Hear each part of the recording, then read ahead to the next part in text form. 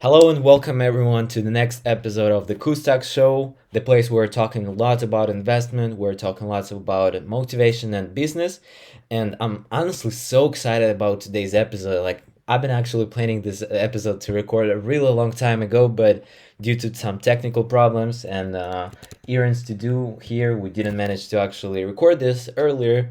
So right now we are recording this episode finally, and I'm having today just an incredible guest. This guest is actually 16 years old, and he's an entrepreneur. He's an investor in the stock market as well as in real estate, and just he's an incredible friend who I really admire our friendship about. And I'm so excited to introduce you to Ander Lee. Welcome, Ander. Uh, Hey Vladimir, it's good to see you. great to see So, you too. Yeah, so yeah, tell us about your childhood, how you actually got to this place where you were investing in stock market and real estate and just this top 1% stuff of teenagers out there. Well, everyone is hanging out. You're actually developing your investments portfolio. You are learning about business. Just tell us about how you got to this point.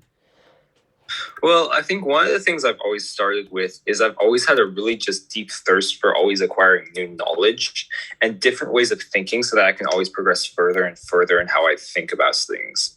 So, when I was younger, I would mainly one of the most important things is teaching your kids about money early, not about how to abuse it or how to just spend it all, but how the true value of it and what it represents. Because in this world, actually, the paper money, it doesn't actually represent, it represents the amount of gold that we have. It's a small portion of a bill representing gold, but in reality, it's just a piece of paper.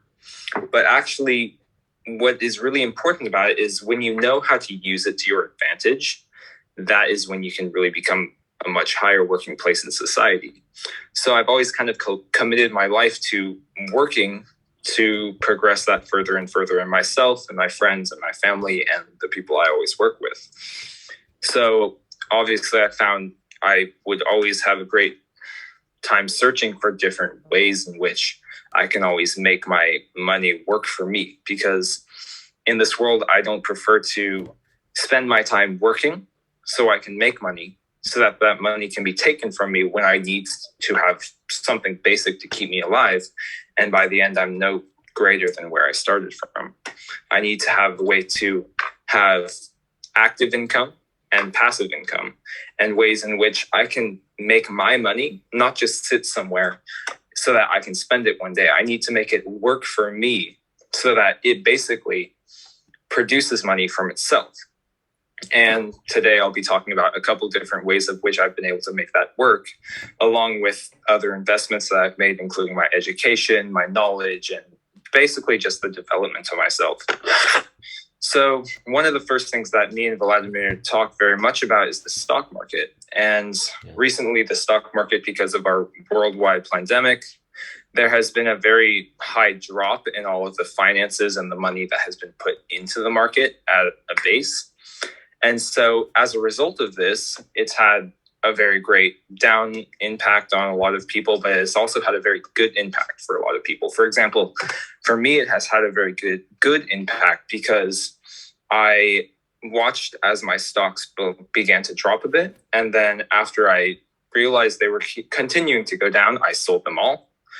I waited until most of my stocks almost went totally bottomed or bankrupt, and then I bought them all again. And within the next few months, we're not even out of this pandemic, and I've still made more money by just watching how the economy is slowly creeping its way back up to hopefully a normal standard again. And so I just really think that one of the important things about making your money work for you is always watching where those funds are going, where they're sitting, and always making sure that you're getting the most out of your dollar that you can. Because if you have your dollar making you, say, 50 cents a year, then that's probably not very good, because you could probably put it somewhere else to where it can make you much more money a year, say if maybe $1.50 a year instead. And that's really what I've been watching with a lot of these stocks is a lot of kids don't or not kids, but people in general don't really realize that they'll spend their time investing in, say, the S&P 500, the Dow Jones Industrials, because they have been reading a lot that it's basically going to make me money when I'm a lot older. But what they don't really realize with ETFs is, yes, they'll make you money, but they will make you money very, very slowly. And the important thing is to always make sure you're looking for a different way to make that money faster, because all of us, we only have so many years on this planet and only a decent amount of time that we have that we can really make something of ourselves. So I just really suggest for other people looking into investing. Sorry, Andrew, to interrupt you. Can you please clarify what is ETF for our viewers, because many are unfamiliar with this concept of just ETF. Yeah. So an ETF is basically a large collection of stock companies that are pressed into one solid stock.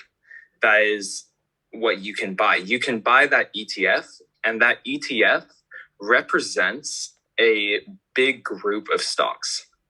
What I personally prefer to invest in is called equity. Equity is the exact basic original company that is performing on its own. ETFs, basically, lots of companies compressed together. Equity, one company responsible for its own finances. And what you can do is, that's where you can basically take your advantage, is in equities, you're always going to be watching the numbers raise or drop, raise a little bit, drop a little bit, but that's a much more severe drop. Whereas ETFs, people, for example, the S&P 500, they'll take out the certain stocks that are performing badly and try to put other ones in to hopefully perform better.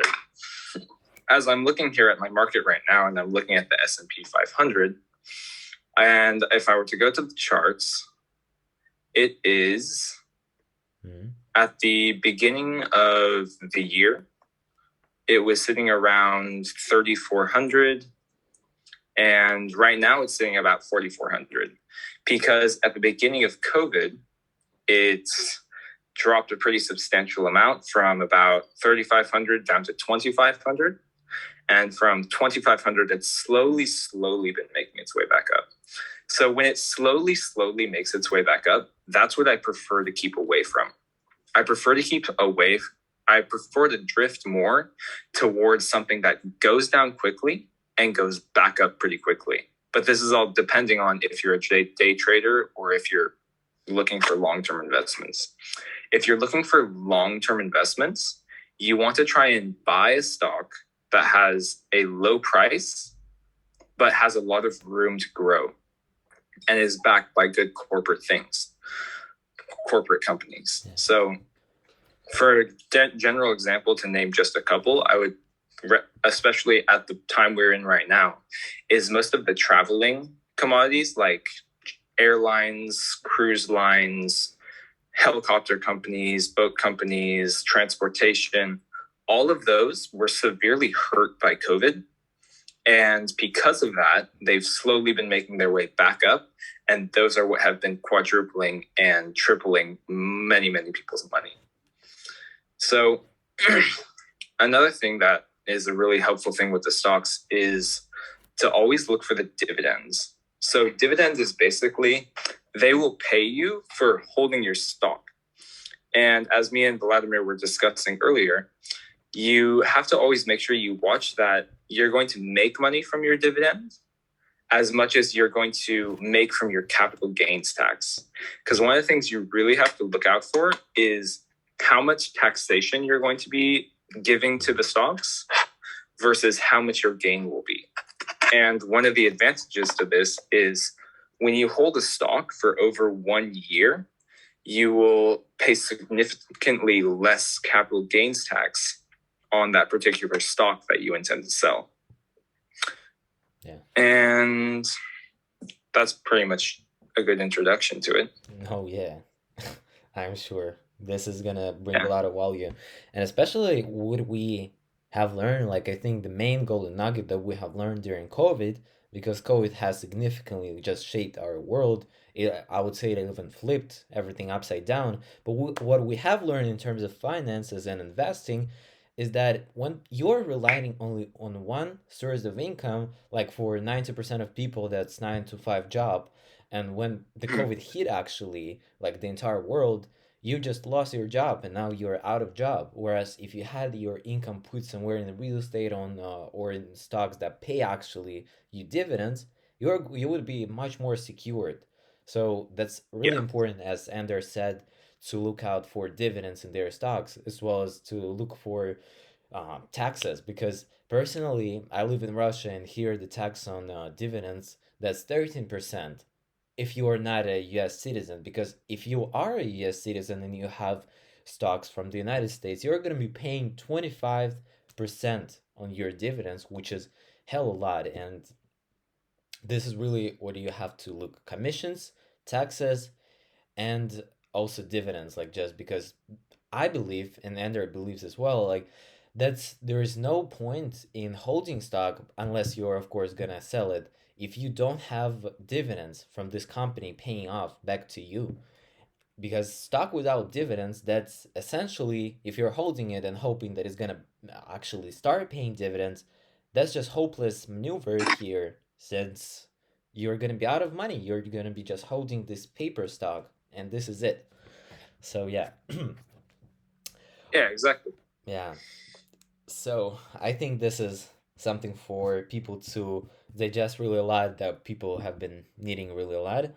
And right now, let's talk about just how you actually got connected with investing in real estate. Because I heard you many times saying that real estate is really one of the safest assets on earth. And what would you suggest people to do? How, if they want to invest in real estate, like what is the number one step in their journey? So the first thing with real estate that you have to realize is it's a much higher market.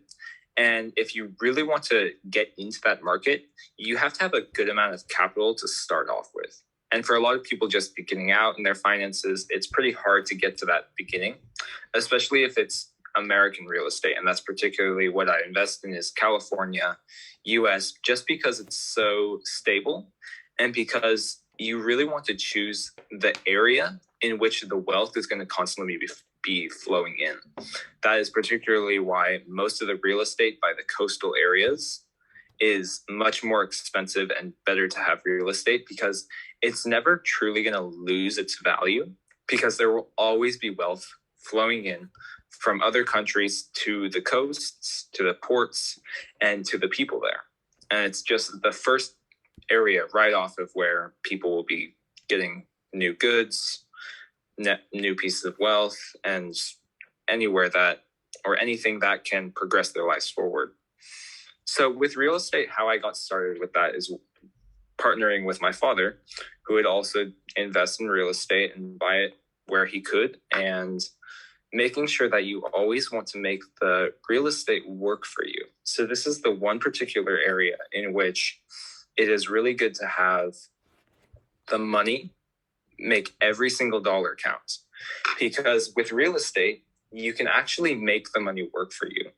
And this is mainly what a lot of people don't realize, is that when they want to have a home to live in, they either own that house or they pay rent on that house. So if you're the owner of that house, that rent is going towards the house.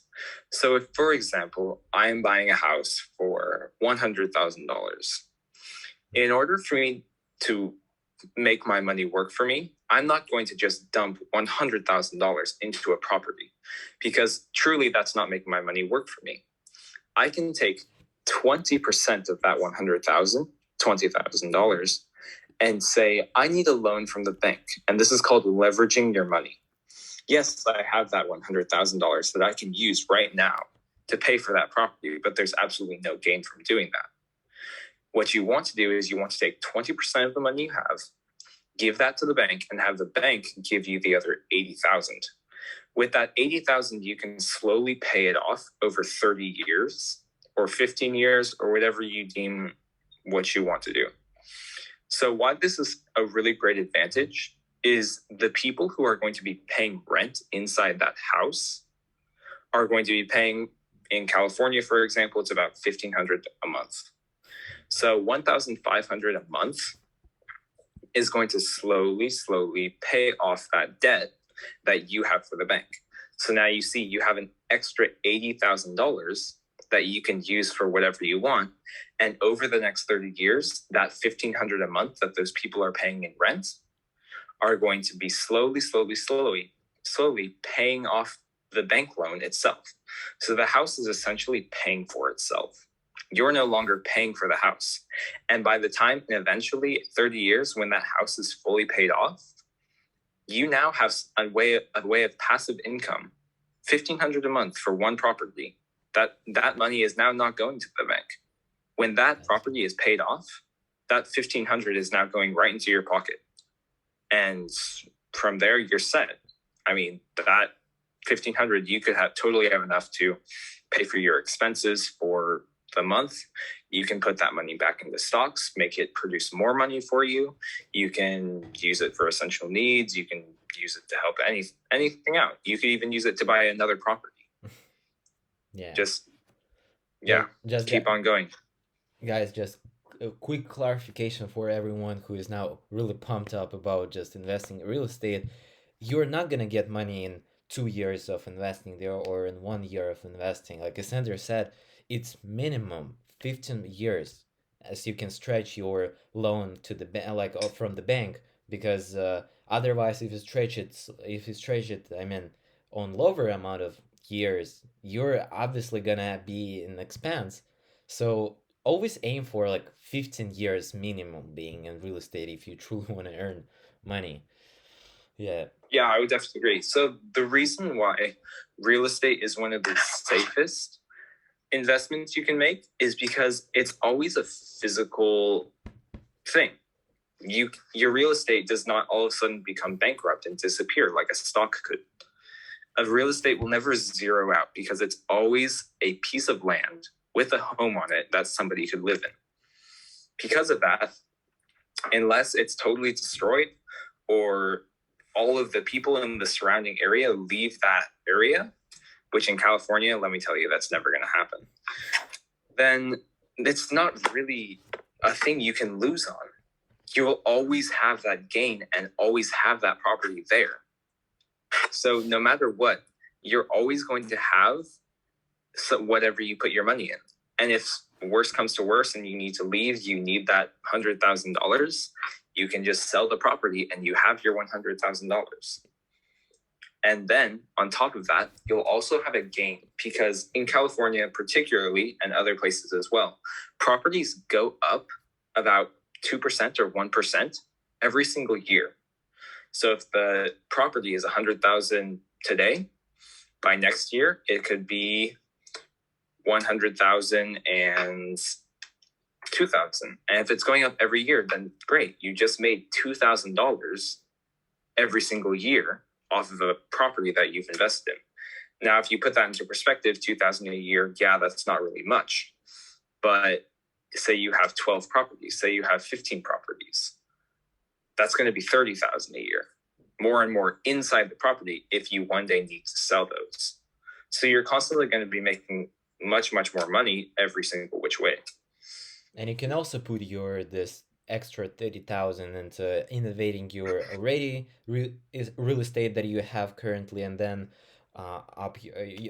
when your price up, and you can invest them somewhere in stocks. So you always that's just, who doesn't want to have 30,000 extra? Exactly. Yeah. So that's another thing is what's really important with that money is you have to make sure how you spend it. So when you're going to be using that, you want to make sure that you're spending it on the house, but you want to make sure that you don't buy a brand new house that's all perfect, that has nothing that needs to be done, because that means the house is at its full value. You kind of want to buy a house that's a little rundown, needs a little bit of fixing, because people won't sell that house for its full value if it needs work done to it. So if it's easy work you can knock out in about a month, then that's pretty easy. You can just maybe repaint the place, renovate it a little bit, put maybe $10,000 into it, then when what happens is, when say I buy that house for 300,000 and it's a little rundown, I can totally renovate it, put about $10,000 into renovating that house. So now my total loss is going to be 360,000 instead of 350,000. So now what happens is, when that house is fully renovated, it might be worth 400,000. So what you realize is, you're not actually losing that 10,000 that you've used to renovate that house. You've actually brought the house value up. So now the house would probably be, so you've technically gained $40,000 from renovating that house. And if you really want to be careful about it, which I always am about the finances, is you can actually write off that $10,000 as a tax write-off. So taxes are always there. They're always going to be property tax, income tax, all of those things. So you can take that 10,000 and you can tell the state, hey, this is $10,000 I put into the house. You can write it off as taxes and you don't have to pay that taxes. It's just a little other thing that can help you out. Yeah, guys, you see that, like, that's all simple. As you, like, at the first glance, they're like, right, $10,000 off, but Ender, I guess this is not so simple as many people may say, because you also need to pass lots of some accounting work and other stuff. So that's really important for people to just know about taxes, right? Just how it works. Yeah, I mean, this is just the basic numbers of how it works. And maybe it sounds really good when I'm just saying the numbers, but you also have to think about how it really be put into the real world. There's so much other things you have to worry about, make sure that don't go wrong, because you can also run into, maybe there's no renters, nobody wants to live in the house. Then you've got a big problem because you're not generating that money. But in a general sense, it can make you value, but you do have to worry about the taxes, the renters, the mortgage, all kinds of things like that. Yeah. This is why, for the majority of people, stocks and cryptocurrencies, all the other smaller investments, can be a lot more profitable for them because there's much less things to worry about. That's a lot of stuff to understand here, guys. So yeah. So okay, and there probably for many guests here, we are not from the United States. Many people who are listening to the podcast are not from the United States, but they want to go to the United States. So when it comes to me, I'm personally going to the United States. Like, I honestly just, that's my dream, that's my goal that I'm going to. And as an immigrant, I really want to know how I can actually invest in real estate and how I can also invest in my real estate where I can live. So, what would you advise to do for immigrants? Like, what is your advice for immigrants who want to be investors in real estate who weren't in the United States? We always welcome, personally, into my state, we always welcome everybody who comes here, and we all have the exact same chance as long as we are truly committed to it. So when you're here, starting just wherever you want, because in these states, there's a lot more wealth, so it's a lot easier to kick off from, say, other countries. So when you really want to kick off your investments, you can start your whatever profession or career you want to pursue. And then once you work up to that finance level, then you should be able to turn around, start investing into real estate. So for you, if you want to come into the country, then after you have your visas and your citizenship and all of that worked out, by the time you get here, you should be able to kick off wherever you want, wherever you need, continue education. That's what I particularly love about California is it's very close to everything you could need. It's close to the coast. It's close to the mountains. Very, very large amount of education everywhere. And there's a good amount of real estate. Aside from California, the East Coast as well would be a great place to start because there's a similar schematic and social system. There's a good real estate. There's good properties that hold value. Just to make sure that you start your career, you start where you want to, what you want to do with your life, how you want to make your money, because you'll still always, on top of that passive income, I'm not saying to just quit your job and live off making sure you're making real estate for the rest of your life. You'll still need a way until you get to that standpoint of where you don't need to work anymore, you're still going to need to do a bit of work to make that extra income to put towards your properties to just make a better life for yourself. And then you can remember for your future, as you get older and older, you'll have less work, you'll have more money streaming in, and you'll just have more for your future generation. There's not a problem in your income and how much money you earn. That's just a problem in your spendings, like what you spend your money on, because many people buy some BMWs or some Rolls Royces and other stuff, and they end up paying like $500 per month just for this car. Like I was even calculating actually expenses. For example, you're earning like minimum wage. What is minimum wage in the US? Like 30. Currently in California, it's $17, which is what most people are saying. Annual salary, average annual salary. Yeah, I believe it's about 40 to 50,000.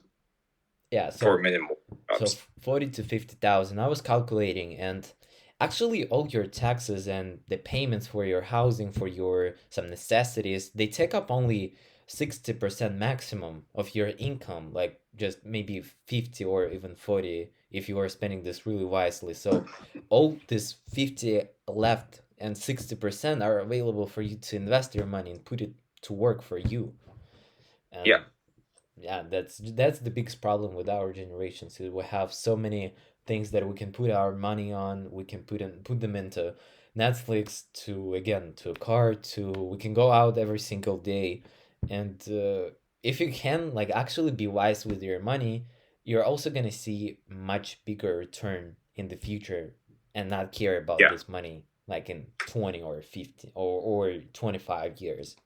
So always, guys, just general advice from me and from Ander, you have to make a list of the things that you need and of the things that you don't need, because I can tell you for sure that all the things that you're currently spending money on, they're essentially meaningless to what you actually want to accomplish.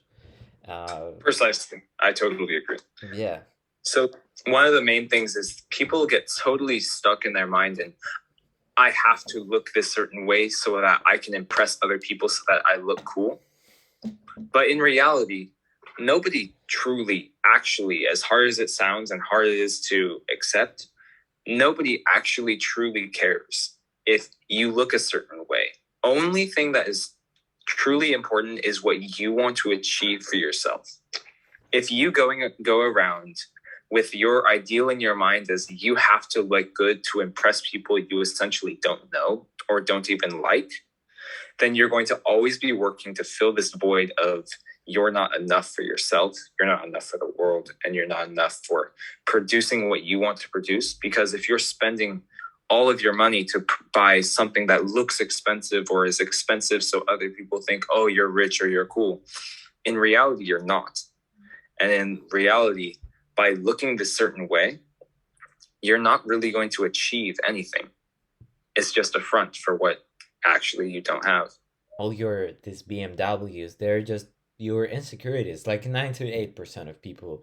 Like I'm not saying about like, those people who are truly valuing the car as it is just because they love the car. I'm sure the 98% of all people who are buying these cars just want to look great to their friends or to other people, I don't know, girls or guys.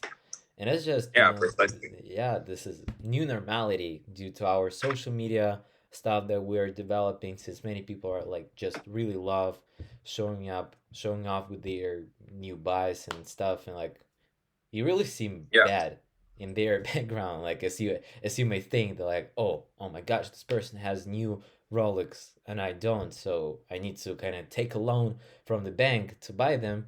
But the downside of it, you'll end up inevitably paying like from 50 to 10 to $100 monthly, and this is not what you need to do if you want to be rich, like wealthy. Precisely. Being rich and wealthy is two totally different definitions, because being rich is again being kind of bragging guy who's probably inherited a lot from your parents, and then like showing this off to your friends. But being if you have made it or you worked for it. Yeah, right. by being wealthy, like what is true wealth? It's essentially your freedom. Like this is what we're right now screaming about with Ender to you guys, that you have to put your money to work for you. This is this is really simple as you may think, but this is not. This is not. You have to always make your research where you're gonna put your money in, and that's essential, I think, for just Yes. yeah, always I agree. learn something new. Like I'm personally right now learning so much stuff from Ender, so much information that I just couldn't even possibly imagine, and I'm definitely gonna be rewatching this episode indefinitely for my whole life, I guess. And this is, guys, that you have to rewatch at least 2 times in your life. So yeah, so Ender, what is gonna be your last piece of advice to all young people who are 13, let's say, to 15 years old? And what is gonna be your I advice to people who are already like 30 plus and older? I think my true advice for the younger group is always commit to what you want to achieve for yourself and for your own life, and not to make sure that you care about what other people will think of you, because in the end, we're all only here for so long. And you really just want to build a legacy for what you have in your future and what you pass on to your next generation, not about right now what you're thinking about is cool or what you want to buy. In the end, a $1,500 car works just as well as a $30,000 BMW. It's just a matter of, with that extra $28,500, where you're going to really use that money. Whereas if you're going to use a $1,500 car that works just as good, you have an extra amount of money that you can use somewhere else. Really think about where you want to put that money. It's never too early to invest in something. Truly, Yeah. truly, it's never too early. You can invest through your parents. Actually, since we're not even, 18 years older with Ender, we still have to make our parents to kind of, make some accounts for us to Precisely. to invest from us. Just ask your parents. Like I'm sure they're first, like at least 98% of parents, they're not aware of this stuff because at least here in Russia, people were always abiding by the government since the government in the Soviet Union was providing really a lot of monetary help to people. But now those people just simply are not aware of this capitalistic system. But especially for youngsters who are born in the United Yeah. States, that's extremely easy to kind of convince your parents in this. Find That's a way. another good bit of information should close out on is always make an effort to be too ambitious for what the world has started. So, for example, for me and Vladimir, I have become too ambitious to actually have my own stock account. I have started this before I'm legally allowed to have my own. I have to have one through my parents because the world is not ready for young people who actually want to commit their lives to being productive. Yeah. Right now, the world is not thinking of, these 16, 17-year-old kids are actually making something out of themselves. They're just messing around doing whatever they want. They're not actually committing to working for something they want in their future. Exactly. Yeah. My granny is personally like, she is interested in investing, but she thinks that she's too old to invest. She doesn't have time already. So what would you suggest to those people? Not lost still, right? No, it's never lost. I would always suggest that there's always something brand new on the very dawn of the horizon. And for example, right now, that's the crypto market. Right now, the cryptocurrency market is exploding, but we'll have to save all of that for another episode. But always look into different things that can always be in the future. Always look forward up towards the future. It's never too late to always start something. Amazing episode. So thank you, Ander. This has been such an impactful 30 minutes of my life that I have ever actually experienced, because though we're talking a lot with Ander on these topics, I still didn't realize so much knowledge about just real estate and investing. And right now, like all these things that Ander has told us, has told me, has told you guys, everyone, they all have to actually stuck in your mind because that's essential. So, Ender, thank you for being here. Thank you for being guest on the KUZTALK show. And this is definitely we're waiting for more episodes with Ender because you guys, he's fire. This guy is fire. So we're definitely gonna be waiting for more. And yeah, so leave your comment down below what you have actually learned from this episode because I know there's gonna be lots of stuff. And yeah, so gonna see you in the next episode. Yes, thank you, Vladimir. It's been an honor to talk with you. That's been an honor. Thank you. I look forward to seeing you soon.